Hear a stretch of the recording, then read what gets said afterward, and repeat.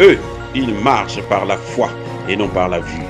Mais moi, je vous conseille vivement de marcher par la connaissance scientifique et historique, notamment celle de nos ancêtres kémites, par les cinq sens et par l'intelligence. À vous, à Pierre.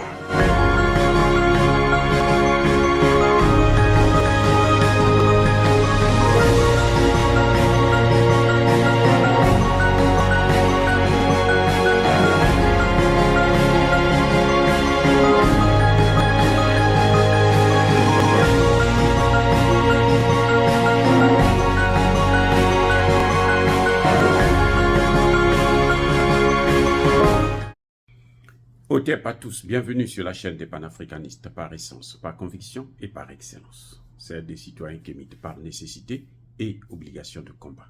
Nous sommes une chaîne qui n'est guidée que par nos ancêtres et rien que par les ancêtres qui appartiennent à l'égrégore du monde noir. Par conséquent, nous ne croyons en aucun dieu venu de l'étranger. Toutefois, cette vidéo n'est aucunement destinée à inciter à la haine ou à la violence, car nous menons un combat qui est d'abord et avant tout spirituel, intellectuel et démocratique.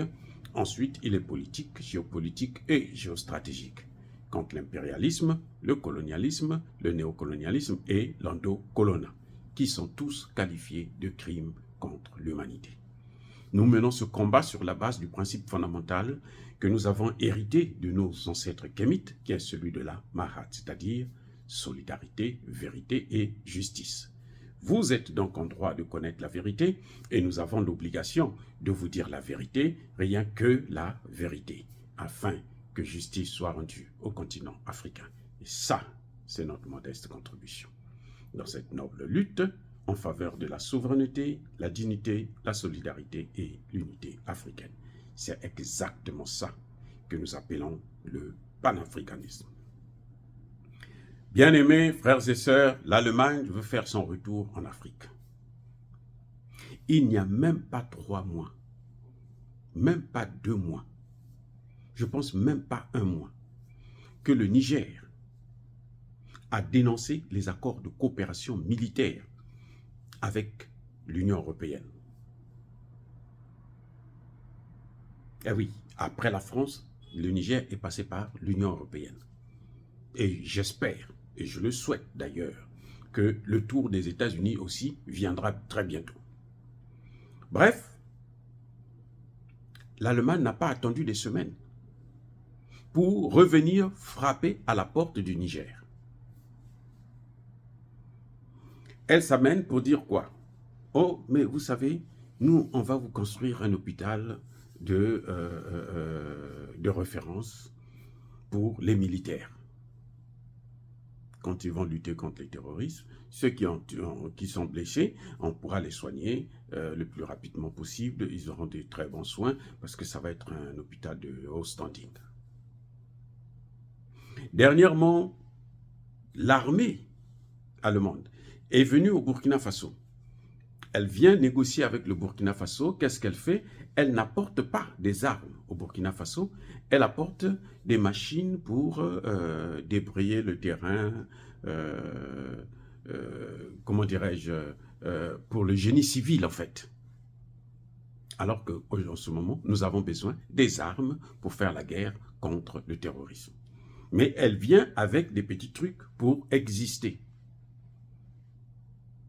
Et se dire que, bon, après, elle demande à ce que ces militaires viennent faire maintenant le travail militaire, qu'ils nous prennent pour des idiots. Et c'est ça qui est le plus énervant. Ce qui énerve, c'est ça. Ils se disent pas que non, mais ceux-là, ce sont des êtres humains qui réfléchissent. Mais bien entendu, c'est pas pour rien qu'ils disent que non, mais vous voyez au Mali, ils disent à Kidal, c'est Wagner qui est rentré à Kidal. C'est pas l'armée malienne, c'est Wagner qui est rentré à Kidal, qui a tué les gens là-bas, qui a violé les droits de l'homme, et puis qui a appelé après les Famas pour venir occuper la ville. Juste dans le but de dénigrer, de montrer que non. C'est-à-dire que, en fait, les Occidentaux ne gagnent des guerres que dans leur tête et sur des plateaux de télévision et dans le cinéma. C'est tout. Vous voyez, les États-Unis, on parle de la Seconde Guerre mondiale. Nous, on a toujours cru que c'est les États-Unis qui avaient gagné. Non, c'est la Russie, c'est l'Afrique. Mais on a caché notre rôle. C'est pour ça d'ailleurs que De Gaulle n'a pas hésité de commettre un génocide à Charonne en demandant purement et simplement l'assassinat de tous les militaires français, plutôt africains, qui avaient combattu lors de la Seconde Guerre mondiale. Bref, l'Allemagne vient avec un hôpital. Elle a encore des hommes là qui doivent partir. Elle vient, elle demande à ce qu'on puisse assurer la sécurité, mais bon, elle cherche à négocier pour rester. Oui, Dieu merci. En tout cas, s'ils ont bien compris la réponse du ministre nigérien de la Défense, le général Moudi, il a bien précisé qu'on ne vient pas chez des gens avec des hommes en uniforme et des chars, et on vient s'installer comme ça. Non, c'est fini ça. Ce qu'il faisait avant avec Bazoum, on ne veut plus ça maintenant. Et il a demandé, il a dit, ça doit passer par, il faut qu'il y ait des textes, donc ça doit passer par le Parlement. Il doit saisir le Parlement nigérien, qui n'existe pas encore bien entendu, mais qui va être mis en place bientôt. C'est parce que ce gouvernement est tellement tiraillé par tout le monde, les Américains, les Allemands, les Hongrois, les Français, les ceci, tous attaquent. Donc, ils n'ont pas le temps de se concentrer sur leurs propres problèmes. Parce que les autres viennent toujours avec quelque chose de nouveau. Oh, nous, on est là, nous, on veut vous aider, nous, on veut... Écoutez, il y a une chose que j'aimerais bien qu'ensemble, nous puissions comprendre. La diplomatie, là, elle est menée par le ministre des Affaires étrangères et non le ministre de la Défense. Le ministre de la Défense, c'est celui qu'on appelle le ministre de la guerre. En d'autres termes, on pourrait l'appeler le ministre de la guerre. Parce que quand le pays est en guerre, la première personne qui est concernée, après le président de la République, c'est le ministre de la Défense. Ce n'est même pas le Premier ministre, parce que le Premier ministre, il est là pour coordonner le travail des ministres. Mais le ministre qui est en charge du dossier de guerre, c'est le ministre de la Défense. Donc le ministre de la Défense ne vient pas pour négocier, il vient pour se battre. Voilà. Il ne vient pas pour négocier. Le ministre qui vient pour négocier, c'est le ministre des Affaires étrangères. L'Allemagne envoie son ministre de la Défense, monsieur Pistorius ou quelque chose de ce genre. Elle envoie son ministre de la Défense. Et en plus, il vient seul. Encore s'il était venu avec le ministre des Affaires étrangères, bon, le ministre des Affaires étrangères vient coopérer pour que son ministre de la Défense puisse avoir une place pour les militaires allemands. Ça peut se comprendre. Mais lorsque c'est le ministre de la Défense lui-même qui vient pour coopérer, ça ne devient plus la coopération. On ne parle plus de coopération dans ce cas. On parle de guerre. Eh oui. Même s'ils viennent avec des bonbons, du miel, et puis tout ce qu'il faut, ce n'est plus la coopération, ce n'est plus la diplomatie. La diplomatie ne fait pas bon ménage avec l'uniforme et l'arme. Non, ce n'est pas possible. On ne peut pas parler de diplomatie quand des gens viennent chez vous avec des armes. Parce que le ministre de la Défense, c'est le ministre de la guerre. Lui vient pour parler comment on peut combattre. Même la paix, ce n'est pas le ministre de la Défense qui parle de la paix. La paix, là, c'est le ministre des Affaires étrangères. C'est le rôle du ministre des Affaires étrangères. Parler de la paix, des négociations. Vous voyez la Russie? La Russie, c'est toujours le ministre des Affaires étrangères qui va en Afrique, qui se déplace. Le vice-ministre de la Défense russe est venu au Mali et autres. C'est pour finaliser les accords concernant les accords militaires avec le Niger et puis tout ce qui est le nucléaire et les satellites avec le Mali et le Burkina Faso. Mais il ne se déplace pas comme ça n'importe comment. Vous venez d'être chassé dans un pays. Vous venez d'être chassé d'un pays. Une semaine après, vous revenez. Et au lieu d'envoyer le ministre des Affaires étrangères, vous envoyez votre ministre de la Défense. Et vous vous souvenez du ministre des Affaires étrangères, la dame allemande, là, ce qu'elle disait des Africains? C'est elle qui a dit quand le ministre Lavrov est venu en Afrique pour préparer le sommet sur Russie-Afrique, eh bien, c'est elle qui va dire que non, mais vous n'êtes pas parti pour... vous êtes parti pour voir des singes là-bas, des gorilles, des léopards. Ministre des Affaires étrangères, qui a un tel vocabulaire, un tel langage. Donc, que le général Tchani, le président Assimi Goïta, le président Traoré, qu'ils sachent, chaque fois que vous voyez un Allemand, mettez à côté le visage de Hitler. Parce que le langage que tient la ministre des Affaires étrangères, c'est exactement le langage que tenait Hitler concernant les Africains. Exactement. Voyez.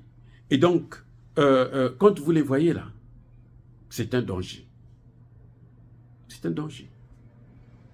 Je préfère encore avoir affaire à un Allemand ordinaire qui vient en aventure, qui vient en touriste. Bon, encore là, ça peut se comprendre. Je dis bien ça peut. Parce que en général, même quand ils viennent dans le cadre du tourisme, en fait, ils envoient des espions pour venir vous espionner. Donc, l'Allemagne ne vient pas pour des bonnes intentions. Si c'était pour des bonnes intentions, c'est le ministre des Affaires étrangères qui devrait venir, pas le ministre de la Défense. Maintenant, il y a un autre élément qu'il faudrait bien comprendre, notamment pour nos dirigeants de la sous-région, c'est que on ne peut pas éteindre, le président nigérien l'a dit, on ne peut pas éteindre le feu avec l'incendie, avec l'essence. Non, c'est pas possible. Ceux-là qui ont créé la situation, Américains, Européens, qui ont créé l'insécurité dans le Sahel, ils le savaient. Puisque, comme par hasard, c'est le président du Niger, Issoufou, qui a dit à Barack Obama, devant tout le monde, que monsieur, si vous le faites là, si vous tuez Kadhafi, vous allez déstabiliser toute la région. Mais qu'est-ce que Obama a répondu? Oui, we'll finish the job. Nous allons terminer le travail. C'est ça le travail qu'ils sont en train de terminer. Donc, c'est la déstabilisation. Ce n'est pas la démocratie, puisque jusqu'à aujourd'hui, il n'y a pas de démocratie. Ils demandent la démocratie dans le Sahel, alors qu'eux-mêmes, ils n'ont pas installé la démocratie en Libye. Vous voyez comment ils sont malhonnêtes et irresponsables? Et c'est ça que nous devrons prendre en compte. C'est ça que nous devrons retenir lorsque nous avons affaire à ces gens-là. Parce qu'ils ne sont pas là pour la paix, ils sont là pour la destruction, pour la domination, pour l'influence, pour la colonisation, pour la déstabilisation et pour le contrôle. Non seulement de nos ressources humaines, mais aussi de nos ressources naturelles. Voilà l'objectif. L'objectif, c'est de s'accaparer de l'Afrique. Dieu merci que la jeunesse africaine est réveillée. Et que tout dirigeant qui va oser aller en porte-à-faux de cette jeunesse-là payera le prix. Et surtout, ceux du Sahel, de l'AES, ils n'ont pas le droit à l'erreur. Personne ne va le leur pardonner. Aucun dirigeant. Nous vous soutenons, nous les soutenons, la jeunesse les soutient. Mais alors, totalement, aveuglement, sans réfléchir même. Mais qu'ils ne se trompent pas. Ils ont commencé une voie, ils n'ont pas le droit de reculer. Ils peuvent peut-être s'arrêter pour corriger, pour arranger. Ils n'ont pas le droit de reculer. Un président congolais, Marian Ngouabi, disait que dans le domaine de la politique, dans le domaine militaire, quand tu avances, on avance. Quand tu t'arrêtes, on s'arrête. Quand tu te recules, on t'abat. Dire cela, c'est inciter à la haine ou à la violence, non. L'Afrique ne doit plus être colonisée. L'Afrique ne doit plus tomber dans les mains de ces mêmes gens qui l'ont pris en esclavage, qui l'ont colonisée, néocolonisée et veulent la recoloniser. Encore une fois, bien-aimés frères et sœurs, soyez bénis, abondamment bénis par le Dieu des Kémites et par nos ancêtres angélisés. Mais que tous ceux qui persécutent le continent africain le pillent et le déstabilisent, qu'ils soient noirs, blancs, chinois, arabes, juifs, indiens, qui qu'ils soient punis, maudits, foudroyés, neutralisés, écrasés, effacés par ce Dieu des Kémites et par nos ancêtres angélisés. Vive l'Afrique éternelle, j'ai dit et j'assume.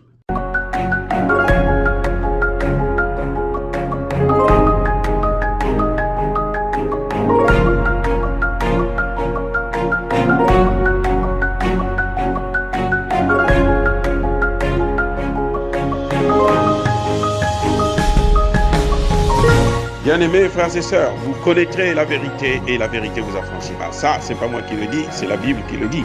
Mais moi, je vous dis bien, vous connaîtrez la vérité historique, notamment celle de vos ancêtres kémites, et vous aurez une vision globale de ce que c'est que la vraie souveraineté politique. J'ajoute, vous reviendrez à la spiritualité africaine ancestrale et vous comprendrez les enjeux de l'indépendance économique.